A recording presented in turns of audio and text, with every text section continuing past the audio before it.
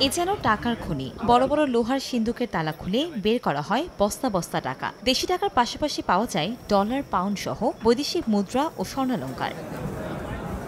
শনিবার সকালে কিশোরগঞ্জের পাগলা মসজিদের দান বাক্সগুলো খুলতেই এমন দৃশ্য দেখা যায়। জেলা প্রশাসক ও সেনাবাহিনীর ঊর্ধ্বতন কর্মকর্তাদের উপস্থিতিতে মসজিদের নিচতলায় সিন্দুকগুলো একে একে খোলা হয়। এরপর প্লাস্টিকের বস্তায় ভরে টাকা নেওয়া হয় মসজিদের দ্বিতীয় তলায়। মেঝেতে ঢেলে শুরু হয় গণনার কাজ। প্রতি ৩ মাস পর পর মসজিদটির দানবাক্সে টাকা সংগ্রহ করা হয়, তবে এবার ৪ মাস ১২ দিন পর দানবাক্স খোলা হয়। গণনার কাজে অংশ নেয় পাগলা মসজিদ নুরানী কুরআন হাফিজিয়া মাদ্রাসার ১০০ শিক্ষার্থী, কর্মকর্তা কর্মচারী সহ ৩৭০ জন মানুষ। বান্ডেল করার পর টাকা গণনায় ব্যবহার করা হয় ইলেকট্রনিক মেশিন। পাগলা মসজিদে মানত করলে মনের আশা পূরণ হয়, এমন বিশ্বাস থেকে ধর্মবর্ণ নির্বিশেষে দেশ বিদেশের বহু মানুষ দান করে থাকেন। তাই দিন দিন বাড়ছে দানের টাকার পরিমাণ। বিভিন্ন দেশ থেকে বিভিন্ন লোকজন আসে যায়, এরপরে সবাই নামাজ পড়ে, দান সদকা করে। কেউ খাসি দেয়, কেউ মুরগ দেয়, কেউ কুরআন শরীফ দেয়, কেউ মোমবাতি দেয়। মানে এক একজন এক যে মান্যত করে আল্লাহ তাআলার নামে। এখানে এক ওয়াক্ত নামাজ পড়বো এই উদ্দেশ্যে আসছি।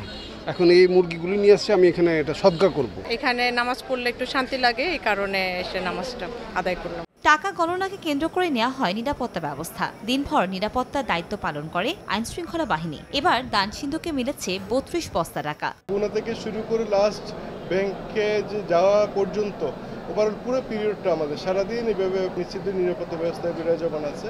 প্রতিবারের মতো পুলিশ, তারপরে আর্মি ইউনিট, আনসার ইউনিট সকলে একযোগে কাজ করে যাচ্ছে।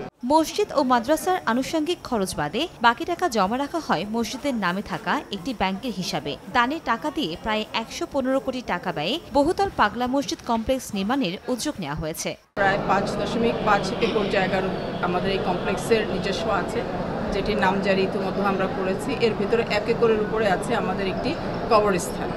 বাকি কিছু জায়গা আমাদের ব্যক্তি জায়গা আমাদের মসজিদ কমপ্লেক্সের ভিতরে পড়েছে, যেটা ক্রয়ের জন্য আমরা ওয়াকফ প্রশাসকের কাছে অনুমোদন চেয়েছিলাম। গত মাসে আমরা সেই অনুমোদনটি পেয়েছি। অবশেষে গত ১২ এপ্রিল দান সিন্ধুক থেকে পাওয়া গিয়েছিল ৯,১৯,৮০,৬৮৭ টাকা। সময় সংবাদ, কিশোরগঞ্জ।